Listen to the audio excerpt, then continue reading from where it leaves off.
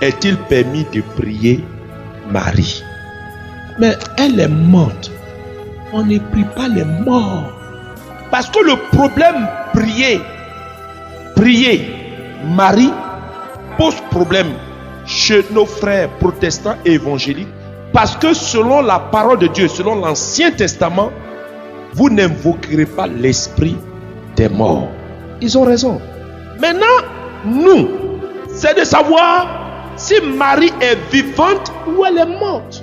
Si elle est vivante, ça ne pose pas de problème.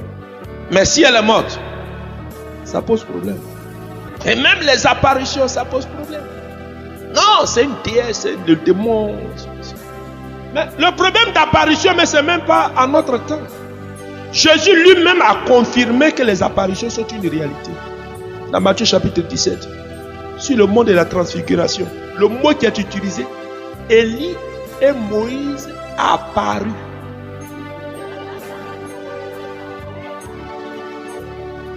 Mais eux là, Moïse et puis Élie, par rapport à Marie, entre les deux là, qui peut être vivant? Elle était préservée du péché originel avant même de venir sur la terre. En plus de cela, elle a porté Dieu en elle. Mais les autres, ils n'ont eu que la manifestation de la puissance de Dieu. Mais eux là, ils apparaissent. Et c'est elle qui est censée être vivante pour l'éternité. Parce que son jugement a été déjà fait. Parce que le péché originel a été ôté. Elle vit pour l'éternité. Elle ne peut pas apparaître. C'est qu'il y a un problème quelque part. Donc, en vrai dire, si on ne croit pas qu'elle est apparue, c'est que Moïse et Élie là ne sont pas apparus, ce sont des démons. Je ne sais pas, mais peut-être ceux qui sont apparus, mais c'est peut-être des maris de nuit, bien de quoi, mais ça pose problème. Mais si on accepte que Moïse, à qui Canaan a été privé parce qu'il a désobéi, au lieu de parler, il a frappé. Élie, il a fui devant Jézabel et son mari Akab. Ceux-là, ils arrivent à apparaître. Et Marie ne peut pas apparaître. Quand elle apparaît, on dit non, c'est le diable. On la lit jusqu'à... Même quand on dit on n'aime pas quelqu'un, l'intelligent doit t'amener quand même à avoir des retenues. Comment tu peux déclarer par ta prière de libération et de délivrance sur celle que Dieu a déclarée pure pour pouvoir l'utiliser comme berceau? Mais malgré le fait que nous disons que Marie a eu que Jésus seulement, il faut relativiser. Marie a eu beaucoup d'enfants. La maternité de Marie est universelle. Même les protestants évangéliques, assemblés de Dieu, tous ceux-là sont enfants de Marie. Mais ils ne le savent pas. C'est comme un enfant. Peut-être quand il est né, ils l'ont pris pour aller en voyage. Et il y a longtemps, il a grandi. Il ne sait pas que sa maman est encore vivante. C'est ça le problème de nos frères évangéliques et protestants. Mais nous allons leur donner une référence biblique qui va les ramener dans leur amour pour leur maman Marie. Apocalypse chapitre 12 verset 17, la référence de la maternité universelle de maman Marie. Alléluia. Et le dragon fut irrité contre la femme. Le dragon fut irrité contre la femme. Il s'en alla faire la guerre. Il s'en alla faire la guerre au reste de sa postérité. Au reste de ses enfants. À ceux qui gardent les commandements de Dieu. À ceux qui gardent les commandements de Dieu. De Dieu. Et qui retiennent le témoignage de Jésus. Et qui retiennent le témoignage de Jésus. Est-ce que vous gardez les commandements de Dieu et vous retenez le témoignage de Jésus? Alors, vous êtes les descendants de la femme. Maman Marie. C'est pourquoi nous disons Maman Marie. Le dragon fut rempli de fureur contre la femme. Il s'en alla combattre le reste de sa descendance. Si tu es descendant de la femme, c'est que, tu obéis au commandement de Dieu. Je ne pense pas que les protestants, les évangéliques n'obéissent pas au commandement de Dieu. Voilà. Ils obéissent au commandement de Dieu. Et ils sont fidèles à la vérité révélée par Jésus. Voici les deux éléments qui font de nous les enfants de Marie, la descendance de la femme. Et c'est contre nous que le diable vient s'attaquer. C'est ce qu'on appelle la maternité spirituelle de Marie. Spirituellement, nous sommes tous les enfants de Marie parce que nous gardons les commandements de Dieu et nous sommes fidèles au témoignage de Jésus. Prier Marie n'est pas un péché. Je vais vous aider, mes frères évangéliques protestants, à partir de ce soir, à avoir un chapelet. Parce que j'ai des témoignages des hommes de Dieu protestants, pasteurs, qui aujourd'hui prient avec le chapelet. Il y avait une convention à Yamoussoukro. Ils ont dormi dans nos cités blanches. Je ne dis pas dans la cité blanche déjà. Il y a un qui prie le chapelet. Mais il le faisait de manière discrète. Il dit que comme les autres n'ont pas la révélation de cela, il ne peut pas leur imposer. Mais lui, avant de sortir, il fait son chapelet. D'autres encore se cachent pour venir au sanctuaire marial. Ils aiment bien le Saint-Sacrement là. Il dit, là, ça fait beaucoup prier. Ils finissent, font leur chapelet. Discrètement, ils s'en vont. Mais c'est tout à fait normal parce que le mystère de Marie, on le saisit par révélation. Si tu n'as pas la révélation, tu ne peux pas comprendre. Mais ce soir, je crois que Dieu a ouvert le voile et ça nous a permis de comprendre à partir des Écritures que Marie n'est pas une déesse. Elle n'est pas Dieu. Elle est une créature de Dieu qui a une place de choix dans le plan du salut. Et Dieu l'a couronnée. Et Dieu a fait d'elle modèle de foi. Comme nous avons beaucoup d'autres qui sont modèles de foi. Elle a eu le mérite d'être choisie par Dieu. Et d'avoir porté Dieu en elle. Est-ce que nous pouvons donc la prier? Alors je peux vous dire, premièrement, prier Marie n'est pas un péché. Si je me fonde sur la parole de Dieu, il est possible de la louer, la magnifier, l'honorer comme un enfant célèbre les louanges de sa mère.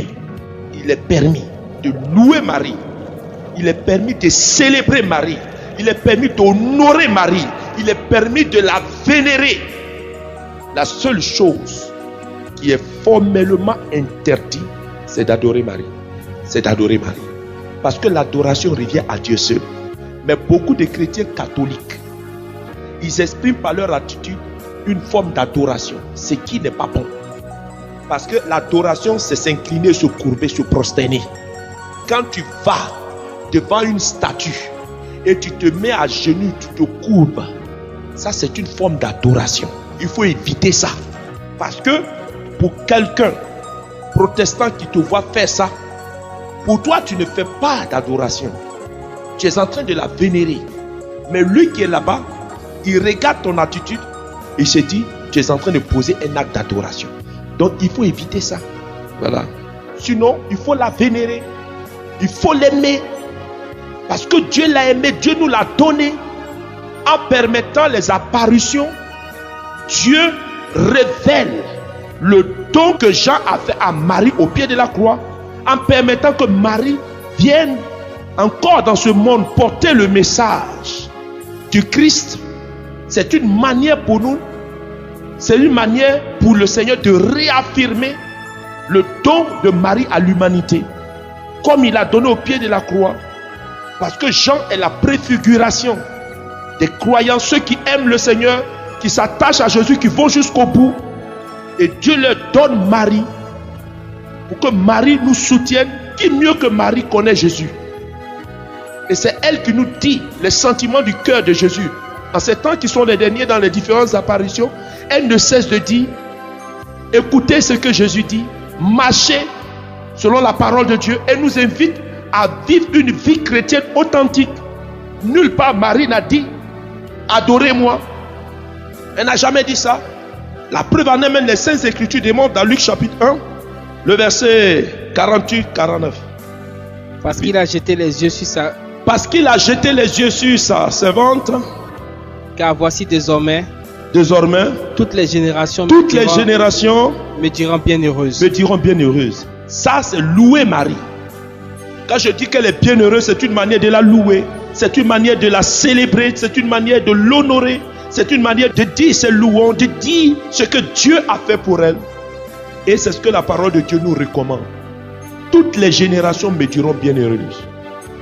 Tu es de quelle génération et puis tu ne veux pas dire bienheureuse à Marie? De quelle génération?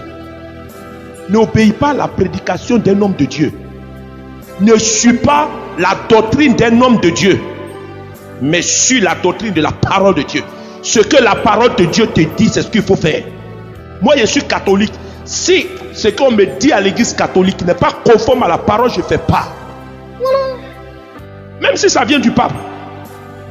Parce que le salut, ce n'est pas le pape qui a me jugé.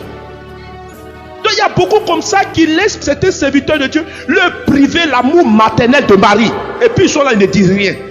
Tout cela pour créer ce qu'on appelle la division dans les églises, pour mieux mettre beaucoup sous le joug de l'exploitation. N'acceptez pas cela. La Bible nous dit que toutes les générations me diront bienheureuses. Toi aussi tu es de cette génération. Tu dois avoir cette obligation biblique de dire Marie, tu es bienheureuse. Ça t'enlève quoi? Est-ce que ça t'empêche d'aller au ciel? Au contraire même, ça t'aide. Parce que tu viens ici d'obéir à la parole de Dieu. Ça te fait un point. Nous pouvons demander son intercession comme à Cana, la référence biblique sur laquelle nous pouvons nous appuyer pour demander le secours de l'intercession de Marie. C'est Jean chapitre 2 verset 5. Les démons qui sont là, au lieu de régler leurs problèmes, c'est la mère de Dieu et la mère des hommes qu'on chasse. Tu vois, il y a des choses mais je ne comprends même pas. Un homme censé ne peut pas faire des bêtises comme ça. Tu as du respect pour ta maman. J'ai dit aux gens, si vous regardez bien ces gens de serviteurs de Dieu qui développent de telles théories, vous regardez dans leur arrière-plan historique, ce sont des gens qui ont des problèmes avec leur maman ou bien des problèmes avec des femmes. Ils transposent ça et ils cherchent des références bibliques pour conforter les gens dans le fait qu'il faut avoir du mépris pour Marie. C'est-à-dire qu'ils poussent le ridicule jusqu'à dire non, Marie c'est comme l'enveloppe et puis la lettre. Quand on lit une lettre, on jette l'enveloppe. J'ai dit au ciel là-bas, tu allais dire ce que ta bouche a prononcé. Si c'est maman de quelqu'un qui enveloppe, c'est-à-dire tu peux faire une comparaison, tu peux ne pas la vénérer jusqu'à ce que tu aies la révélation. Mais n'aie pas de mépris. Toi-même qui es là, ta maman, on va lui dire ça. Tu ne vas même pas accepter. Quand elle dit ça, la dimanche, tu arrives à l'église, au temple. Tu dis au pasteur qui rencontre ça, ta maman est vilaine. Et puis tu attends sa réaction. Non, mais tu attends sa réaction. S'il va dire Amen, oh gloire à Dieu. Ce qui est important, c'est parce que j'ai Jésus-Christ dans ma vie. Et ma mère m'a mis seulement au monde. C'est tout, il n'y a rien. C'est Jésus. Mais si tu avais insulté Jésus, c'est là que tu allais voir. Dieu voit ça. Non, on va voir ça. Entre nous, un peu de respect. Ce que Dieu a déclaré pur, ce que Dieu a déclaré nécessaire, indispensable, jusqu'à ce qu'il envoie l'ange des grands événements pour venir transmettre le message. Toi qui tu es. Et puis tu viens dire la maman de Jésus. Que Dieu les bénisse. Amen. Et qu'ils aient la révélation. Et qu'ils reviennent dans la maison de Dieu. Lis à partir du verset 2. Et Jésus fut aussi invité aux Jésus noces fut aussi invité avec ses disciples. Vous voyez dans l'affaire là, à Cana là, la personne qu'on a invitée là, c'est qui? Marie était là-bas et Jésus a été invité. C'est-à-dire, Marie même était déjà là-bas et puis on a invité Jésus. C'est-à-dire, Marie même n'a même pas besoin d'être invitée. Elle n'est pas été invitée. Elle est dedans. Dès que tu es marié, il faut introniser Marie dans ton foyer. Oui. Et Jésus fut aussi invité aux noces avec ses disciples. Le vin ayant manqué, la mère de Jésus lui dit, la mère de Jésus dit, ils n'ont plus de vin. Vous voyez, celui qui fait des miracles, on ne l'a pas vu. Hein. À qui ils se sont adressés? Ah, mais pourquoi ils n'ont pas parlé directement à Jésus? À vrai dire, ils ne le connaissaient pas. C'est qu'ils ne le connaissaient pas. La personne qu'on connaissait, c'était qui? Marie. Voilà. Et maintenant, comme elle connaît l'efficacité de son fils, elle sait qui est Jésus, alors elle s'adresse à Jésus. Elle fait comment? Elle intercède. Elle intercède auprès de son fils. Ils n'ont plus de vin. Fais quelque chose. Elle se tourne vers, c'est-à-dire qu'elle est métronome de l'obtention de l'intervention du surnaturel. Elle gère les dossiers. Même quand c'est coincé là, elle demande ici, elle donne des ordres ici. Et voilà que le miracle s'accomplit. Par l'intercession de Marie, Jésus accomplit son premier des miracles. Il faut ajouter des miracles. Le premier des miracles. Qui a fait ça? C'est l'intercession de Marie. Or, en principe, là, il ne devait même pas encore faire ça. Mais puisque Marie a parlé, il l'a fait. C'est pour démontrer la puissance de l'intercession. Parce que par l'intercession, on peut amener même les situations les plus compliquées à trouver une issue. Donc, frères et sœurs, nous pouvons nous appuyer sur Marie. Nous pouvons demander à Marie d'intercéder pour nous. Nous pouvons la prier pour qu'elle nous aide à mener cette vie également. D'obtenir pour nous les grâces du Seigneur. De prier pour nous pour que tout ce qui est blocage dans notre vie, Jésus puisse venir les débloquer. Que Dieu te bénisse au nom de Jésus. Pour écouter d'autres messages de ce prédicateur, consultez la description de cette vidéo. Vous y trouverez un lien renvoyant à sa page. Si cet enseignement vous a fait du bien, abonnez-vous à notre page YouTube Roua TV Channel et activez la cloche de notification pour écouter d'autres prédications de la même portée.